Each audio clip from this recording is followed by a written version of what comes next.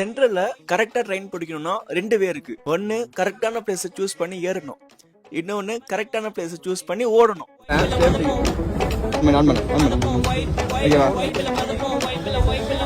நாங்க பைக் எடுத்து ரைட் அடிப்போம், ரைடுல ரைட் ரைட்ல வானத்தை பிடிப்போம், தோழனுக்கு தோல் கொடுப்போம், தொல்ல வந்தா லேட் பார்ட்டில முடிப்போம், பாடுவனா போடுவனா வெயிட் ஆஃப் ஒன் பஞ்சில கெளிப்போம், ஆடுவனா ஓடுவனா அட்டில டைட் கானா வைப்ல மறப்போம், வைப்ல மறப்போம். பையன் செத்துட்டான்.